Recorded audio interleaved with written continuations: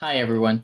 Welcome back to Buffnagel the podcast, where we explore entertaining and enlightening discussions of the adventure of life and all things good, from science and technology to history and philosophy to leadership and success. We hope to give you a better understanding of the world and skills for everyone to pursue their own adventure.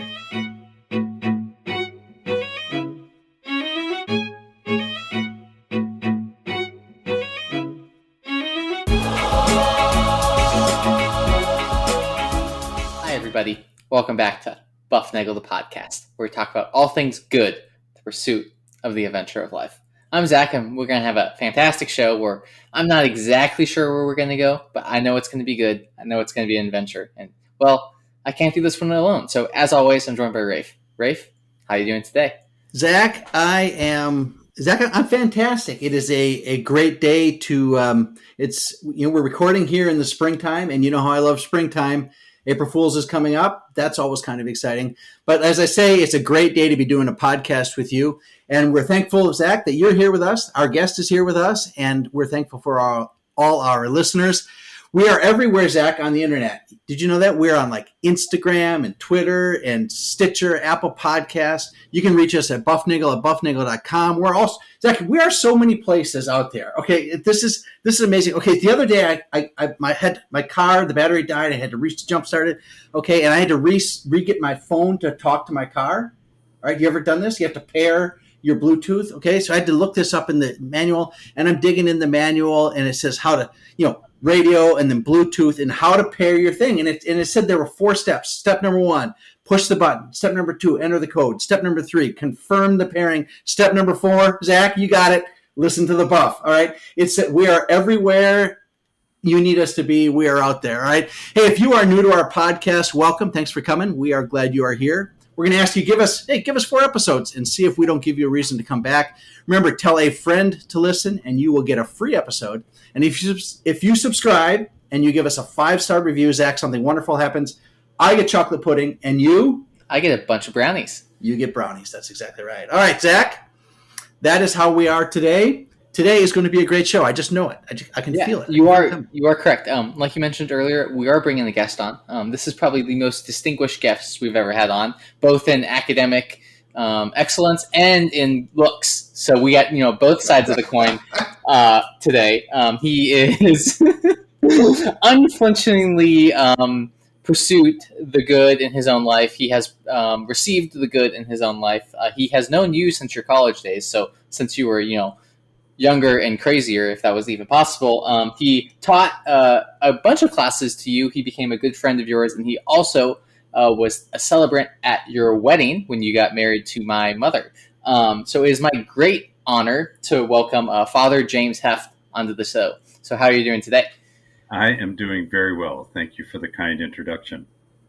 And don't hold me responsible for your birth. just for the parents getting together. So, well, we like Zach said, I have known you, Father Jim, for a long time, pushing 40 years at this point.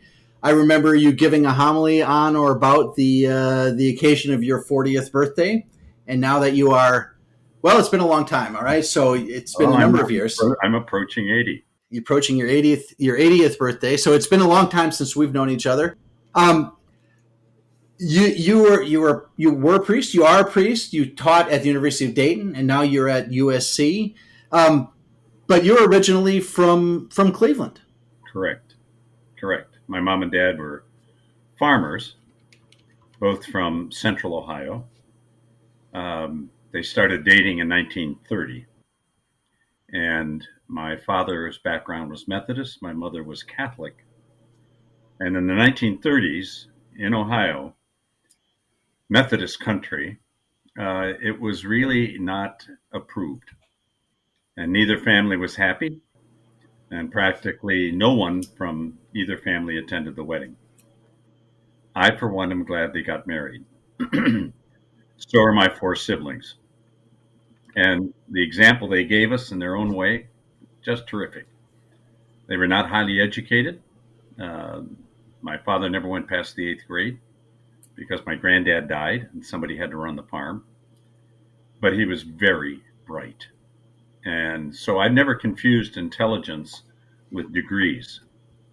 There are people who have PhDs who are jerks, and there are people with very little formal education that have a lot of insight. And I grew up with that, so I was never overly impressed by credentials. In fact, I had no interest in getting a PhD. I wanted to be a high school teacher. You met me only after I went through all the graduate studies and stuff in Europe, and then at the University of Toronto. But it all worked out. It all worked out wonderfully. And my dad eventually, shortly after I announced to the family what I wanted to do, what I felt called to do, started to take instructions and became a Catholic. And he didn't go to church very often in those days and so on, but there was never any question in my mind about how good he was. I think you may remember the story, Rafe, about when I was in the second grade. I was in a Catholic. My dad supported all of us going through grade school and high school. We had to work. We didn't have that much money, but I was in the second grade. I was tall even for my age. Then I'm 6'5", and I was sitting therefore in the back of the room. And the sister, an Ursuline nun. The Ursuline nuns were great teachers. This one was a little loony. Okay, so let me make sure I get make sure I get the dates right on this. So we're talking about early 60s, right? Well, No, you were born. Hey, brother, we're talking 1949. 49. Okay. I'm in the second grade. That date is important because I'll explain in a minute. But out of the blue, she just announced. She said, "If you're not Catholic, you're not going to heaven." And now think of this: you're second grade. You 7 years old. Yeah. Your dad. Your dad's a Protestant. So I remember vividly standing up and yelling, "That's not true." I can't imagine you doing a thing like that. It just seems so out of character. No, listen, I hit my fist in the desk and I pointed at her and I said, "That's not true. My daddy's gone to heaven." And as vivid as that memory is to this day, I don't recall what happened after that. I don't know if she belted me or sent me to the cloakroom or what. But that was a very important experience for me. I didn't have the language or the insight to clothe that moment with some understanding. But later, when I thought back on it, and when I was in high school and so on, it was very clear to me what it meant. What it meant was, if I had some consistent, genuine experience of love and goodness, and somebody, even someone in religious authority, would denounce it, I would say, the burden of proof is on you. I'm going to trust my experience until it can be disproven. Now, that's a fairly dangerous position because sometimes your experience is pretty limited in various ways, but that was a very powerful moment. And it turns out also that she was probably listening to Leonard Feeney. Leonard Feeney was an eccentric Jesuit who was the head of campus ministry at Harvard. And among the things he was teaching was extra ecclesiam nulla salus. Outside the church, there is no salvation. Yeah. And it was that year, late in 1949, that the Vatican condemned that interpretation as too narrow. That's interesting. Before Vatican II, condemned it as too narrow. I have no idea whether that sister was really following Leonard Feeney, but they called them Feeniites. But as a kid in the second grade, I had no idea about any of this stuff. Later, I studied about it. So, let's connect these dots. Yeah. So, all right. So how do we approach that with friends of ours that are in the church but not really hanging out with the church, people that are Christians but not in the church, or people that are just friends of ours that don't have a spiritual following? How do we address that and talk to them about salvation and heaven? What should we say to them? First thing you should do is radiate a kind of goodness that makes them ask, "Hey, what makes you tick? I see some joy in your life that is attractive." So don't start with a definition of faith and salvation. Right. Start with a relationship, a friendship. They trust you, they get to know you, they like you. I mean, we never listen to people we don't like, right? I mean, you could speak God's truth and be a twerp, and nobody's going to want to listen to you. That's a shame that we're weak about that. There are the old aphorisms that say, "Listen to the truth, no matter who speaks it." That's very good to do. That's hard to do, because usually we line up truth coming from people we like, and we need to be more broad-minded than that. So I think that's the first thing, is that you embody as best you can. I mean, we're all broken. I think Pope Francis's description of the church as a field hospital for the broken is quite true. And as long as we realize that, one thing will not be is arrogant. We realize we're broken, and we need healing. And if we don't need healing, then we're arrogant. And quite frankly, I don't have a say in who gets in and who doesn't get in. It's not up to me. I'm not the guy who makes the decision. So that's out of my ballpark. So that doesn't mean that you don't have some responsibility. Right. You don't make the call, but you have to play the game. Right. To the best of your ability. And if you don't, I mean, this then you have to ask yourself. This is the wonderful parable in the scriptures. I always interpret this way with students here. Is about the talents. You get 5 talents, you get 10 talents, you get 1 talent, so on and so forth. And the person that buries the talent, wants to protect it and so on. The real issue is how do you work to increase your talent? Everybody's got something. I mean, I can't think of anybody. I have a niece in her 60s now with cerebral palsy. She has a talent. She has ways of doing things. Everybody has a talent.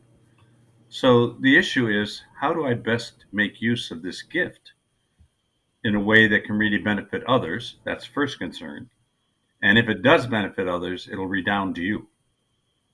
If you have yourself in view at first, it's like building up your resume, making sure you get everything on there and everybody sees it. And the longer it is, the better, and trying to impress. It's a disease we have in our culture about thinking that sums up who we are. So I think that a lot of this is something that really unfolds, first of all, they see something beautiful and something strong. Then find a way to clothe it in words. Be able to realize that it's part of a community. Nobody shines that is lonely. Nobody shines alone. You hear it in a certain kind of hackneyed when you hear after a victory in basketball or something. Oh, it's the team. Yeah, right. But you have to perform, and I think that's important. So I think the world listens to witnesses more than they do teachers, but they listen most to teachers who are witnesses. Somebody who teaches, but they walk the talk.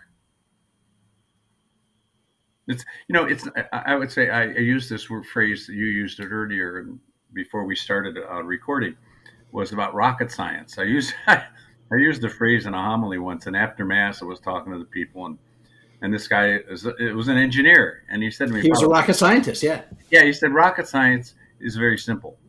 Rocket engineering is difficult. Getting the rocket to go where you want it to go. Rockets are pretty simple to design, but getting it. I said, okay, so what do you want me to do from now on? Say it's like rocket engineering? It's not going to fly. Yeah, that doesn't roll off the tongue like it does. Zach, did you have? Yeah, you talked about this idea of like an action and performing and showing up in that way, and kind of like the collective shine.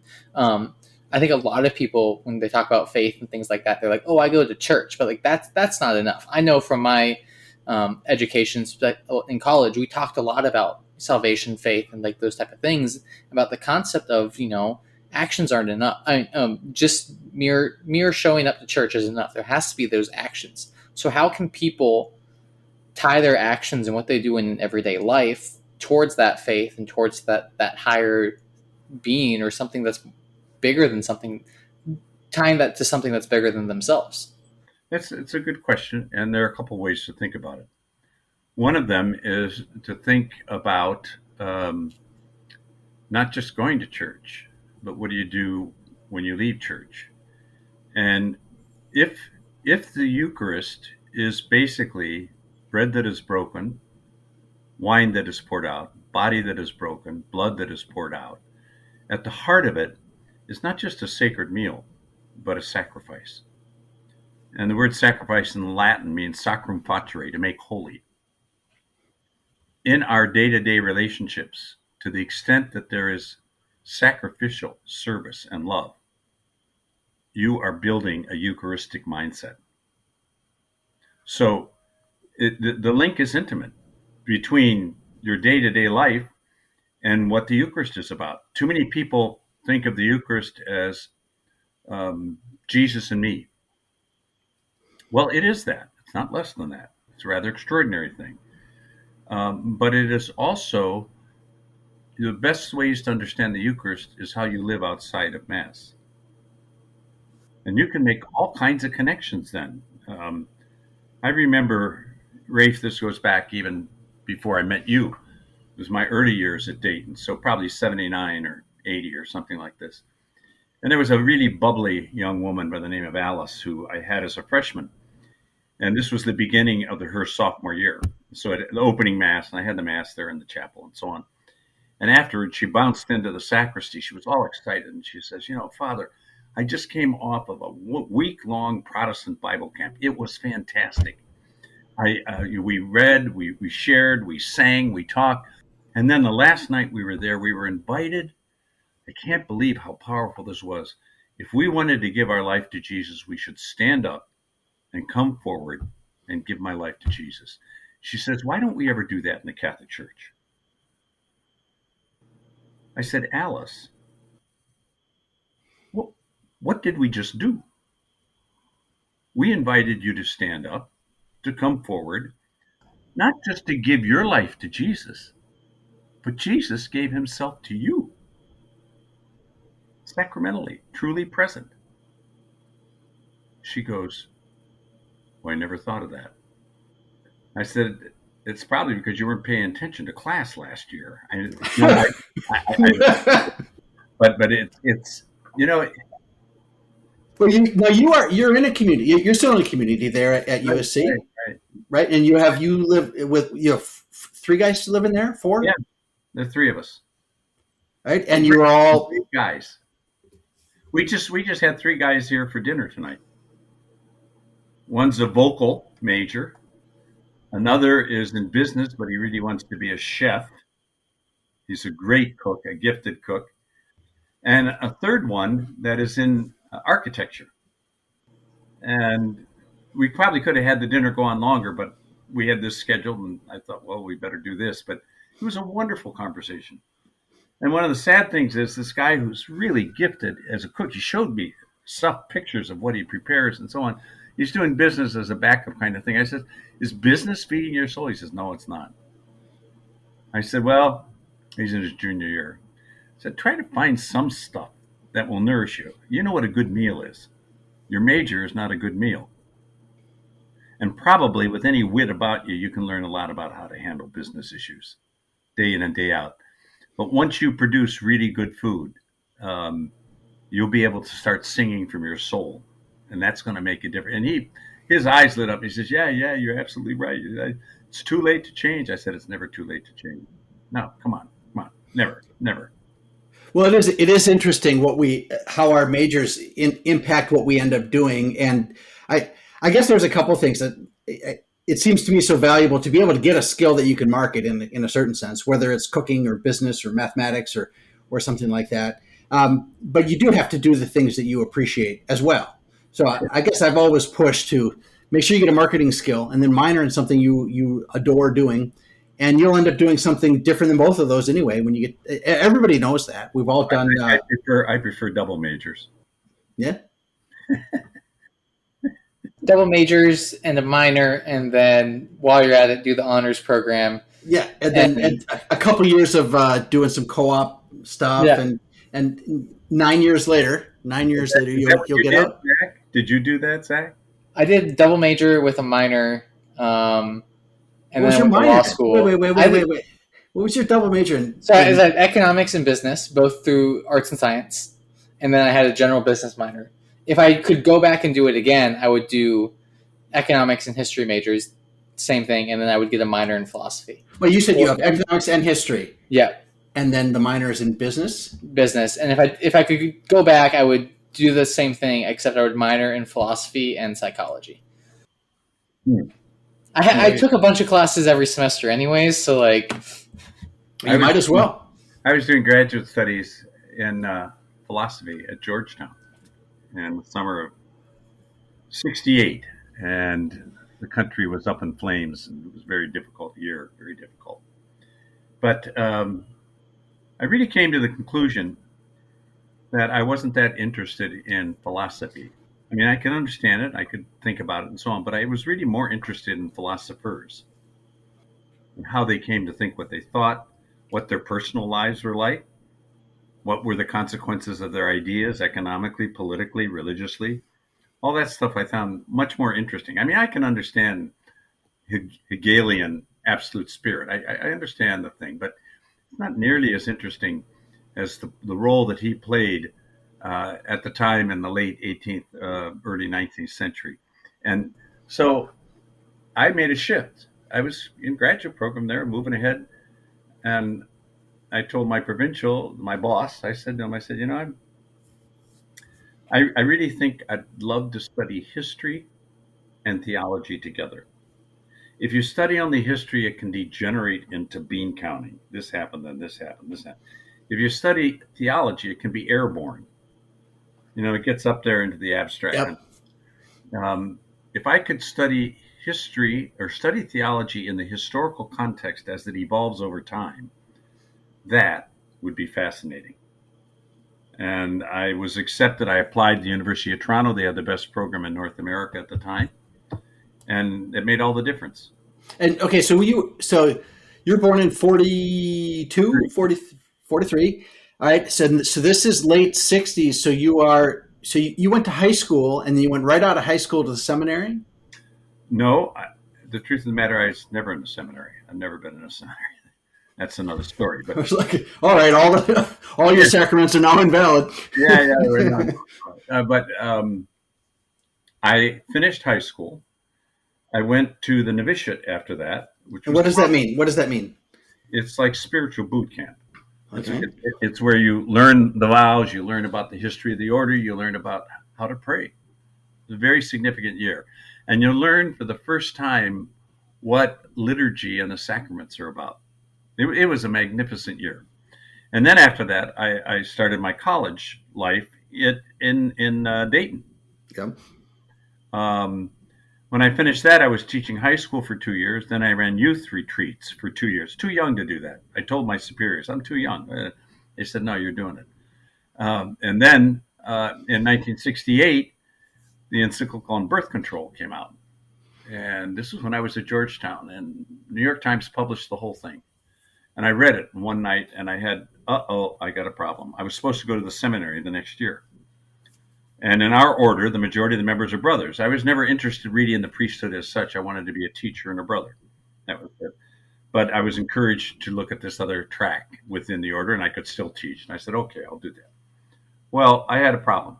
And in all honesty, I 25 years old. I went to see my religious superior, who was 70. And I said to him, I said, I don't I really have trouble believing that every act of marital intercourse must be open to new life. Always. I have trouble believing that. But even more serious, my problem is I don't know how bishops can claim authority on this kind of an issue with this degree of specificity. I don't understand that. And I was prepared for him to smack me, and say, hey, a little bit of docility would go a long way for you. And he just looked at me and he said, I understand. What do you want to do? And I said, well, And I went into the thing of history and theology, and I said, if I had your permission, I would switch. But I don't think I should go to the seminary a year from now in 1969. And he said, okay, go see what you can find for graduate studies. So you got on the internet. And there was no internet. Didn't even have a phone, just got a Pony Express. At any rate, I was able to get in and get a full ride, and that was wonderful. And it was a terrific experience. I had terrific professors. I was with ordinary graduate students, as ordinary as graduate students might be, and men and women, professors. And after 2 years, I was able to see my way clear with integrity how to handle the encyclical on birth control. Not fully agreeing, but I could see how it was possible with integrity. So I told the provincial, I said, if you want me to go on to the seminary, which was in St. Louis at the time, I'll go. If you still want me to, maybe you don't want me to because of, being an upstart or something. He said, no, he says, you're getting a better education where you are. So just stay there, do the PhD, which I was invited to continue in, and don't get too narrow on what your focus is. So 2 years after that, before I wrote my dissertation, I got ordained. So I'm one of the few priests that ever been ordained without ever being in a seminary. So, but is there like a Wikipedia page of priests who have been ordained without going to seminary, and it's just a picture of you, or is that? Say that again, Zach. What? Is there like a Wikipedia page of priests who have been ordained without going to seminary, and it's just a picture of you? It wouldn't have to be a very big page. So there's got to be so did you get is that like a field promotion kind of thing where you just get, can they just declare you to be? Do you have to pass a test? Is there you have to know how to make all the Jesus fingers and all that stuff? You got to understand the difference between religious orders and diocesan priesthood. Yep. All right, tell us. Religious orders, and like the Marianists, we don't have bishops.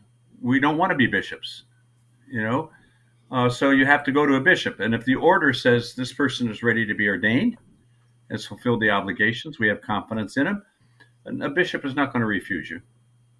If we screw up afterwards, that's egg on the order's face. He didn't have to worry about it. So if he's ordaining people for his own diocese, well, he's got more of a quick vested interest in making sure that they're legit in all of this. So I don't want to say that I slipped in under the radar, but I think what I did do with the full approval of the order was a chance to really do some first-rate education. I did take one private course in canon law, and I also did a seminar in confession, listening to confessions, and that was a trip. I'll never forget. Well, it's got to be a trip all around. So I was sitting in this group with seminarians, and I'd been doing a lot of other stuff, so I've been around the block a bit, and they were all kind of young, and so the guy who was running the seminar would say, okay, Father Zach, it's Saturday afternoon, you're sitting in the box, and this woman comes in, and it sounds like she's about middle-aged, and then he would automatically go into the confession, acting it out, and saying whatever, and then you had to handle it. You had to, and then after that was all over, you'd discuss how well that you did, and so it was well done. So what's the so that's got to be something a lot of us have never experienced, is being on that side. What do you say, in the box? Not the penalty box. Yeah, not the penalty box. This was we're in the penalty box, not for me, baby, not for me. But the priests I've talked to said that is it. People who aren't Catholic have no understanding of why anybody would want to go do that. Why can't I just be cognizant of my sins and just reveal them to God and then go on my merry way? What is all this venial sin, mortal sin stuff? Why do I have to talk to the priest? What do I get? Where does all that come from? How do I really have to do all that? Is that required? So in the early 90s, I was on a 3-year-long, 2 weekends a year program sponsored by the Lilly Foundation out of Indianapolis on the role of religion in higher education, not Catholic higher education, just role of religion. And there were 30 of us from major universities around the country. I was the only priest. And there was a woman, a philosopher, who was having dinner one night with a poet, literary critic, He was Catholic, and I don't remember who the third person was. But at one point in the dinner, she said to me, "You know, Father, it must be a terrible thing to spend time listening to the sins and burdens of other people."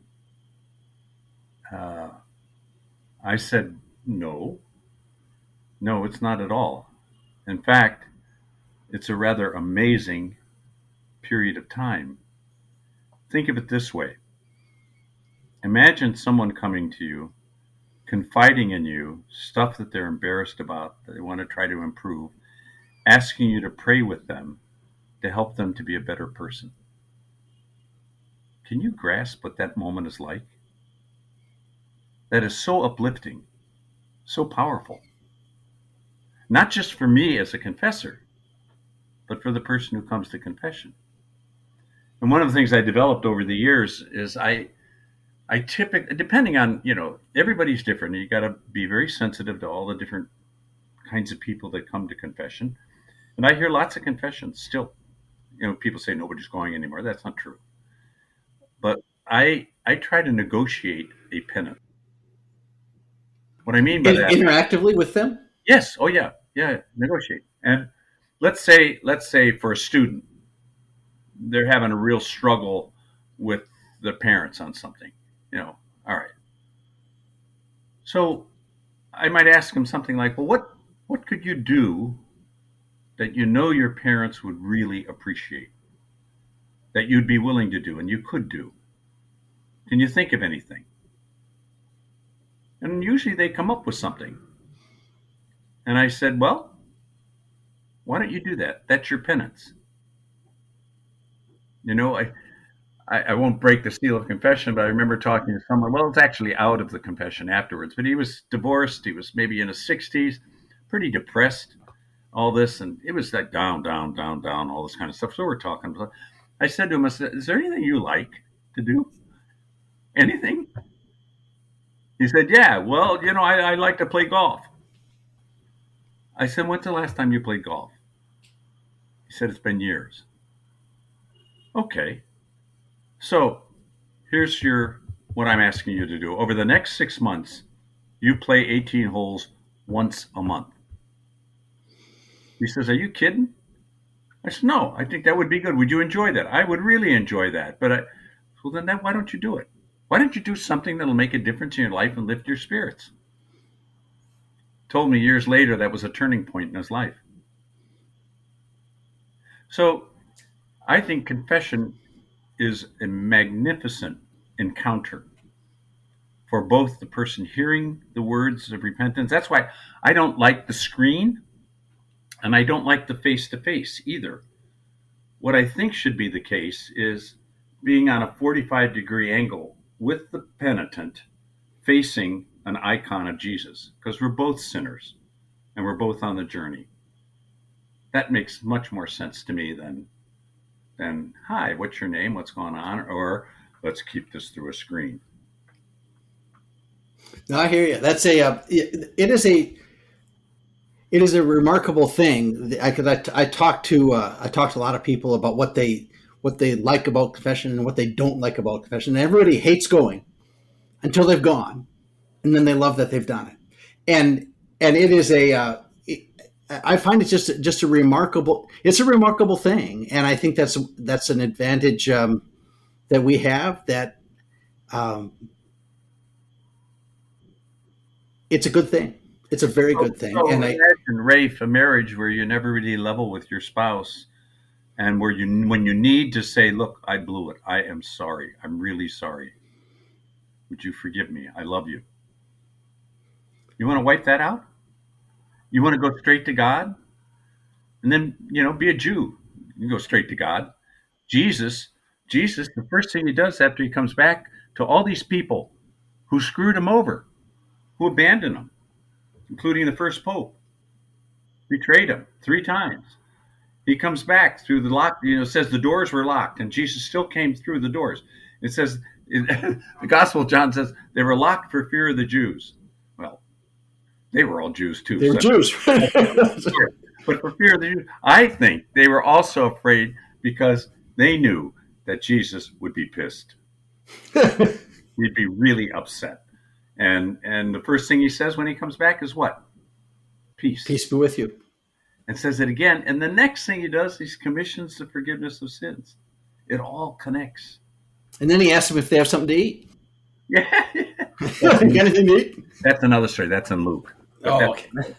Zach, did you have something you wanted to say? Yeah, we are approaching time, which means that we get to approach to my favorite question of the day, unless Rafe has anything else. You know, I got stuff, Zach. We can go for days. I know that. We get limited time every month, so we're gonna keep. Let's do your question, Zach, and then we'll see where that takes us. Yeah. One, this conversation, from my point of view, is always enjoyable because I get to kind of sit back and listen and learn. And for me, this conversation was a lot like going back to my philosophy and religious classes in college, which were, despite the fact that I collectively only took 8 of them throughout my whole time in college, they were some of the 8 most influential classes that I took in college. And then like some economics classes that were kind of important. However, that leads me to everything you said, everything you have done and lived. What advice can you give to our listeners to help them seek the good and pursue their own adventure in their life? Open-ended. There are no wrong answers. Well, there might be one wrong answer, but if it comes up, I don't think it will. So, well, from my point of view, I take the lead from what Jesus teaches. And the great commandment is not follow the 10 commandments. I'm not against that. The great commandment is not do penance. The great commandment is love the Lord your God with your whole heart. Love your neighbor as yourself. And one of the most difficult things for most of us is truly to love ourselves, because we get it confused with egoism. Or, oh Lord, I am not worthy, blah, blah, blah. If you remember in that statement in the Eucharist, it says, oh Lord, I am not worthy, comma, but say the word, and my soul is healed. The word has been said. So my bit of advice is life is a lifelong effort to learn how to love God, love yourself, and love other people. And that is ever an adventure. That's not predictable. That makes you vulnerable. One of my favorite theologians put it rather starkly. He said, if you do not love, you will die. If you love, you will die. Think about that. If you do not love, you'll dry up. You'll be, isolated old prune. If you do love genuinely, it's going to be dying to yourself a lot of times. So you mentioned that is the loving of self. And I know some people who shall remain nameless that have said, I think a big problem is people are loving themselves too much. And I see both sides of that. And I think in my response to that would be, I'm not sure that what they're doing for themselves is really love for themselves. Yeah, that's not. Right? I mean, obviously, if you say they love themselves too much, that's not love. That's self-absorption. St. Augustine put it nicely where he describes sin as curvatus in se, to be curved in on oneself. So if there's not vulnerability, if there's not risk, it's not genuine love. So if you love yourself, if you love yourself properly, that means you're willing to risk yourself, because it's only through giving it away that you ever know what it means to have it. That's paradoxical. I hear you. That is, Zach, is that a good answer? Is that one of the best answers we've had? I think that's definitely in the top 3. Better answer than I could give you that. The problem is I've asked that question so many different times. I have no idea what I would say to answer that question. So I'm glad that other people do answer it. Well, Zach, when you become a Big Brain SmartHead, after all these guys have all their stuff has worn off on you, then we'll bring you on and we'll reverse the role. So anyway, all right, Zach, thank you. Yeah. Father Jim. You're Thank welcome. you very much. We are deeply indebted to, for me, how do I say it? A lifetime of wisdom and appreciation and I'm overjoyed to have this opportunity still. And Thank you so much. Give my best to your folks, to the rest of the family, your sibs. I know them all. Yeah, we will do that. And I'll tell them we had you on the podcast. So Great. Zach? Yeah, this was fantastic. I want to again say thank you all for listening. I want to go remind you to go seek the good, be the good, and spread the good. Enjoy the adventure of life.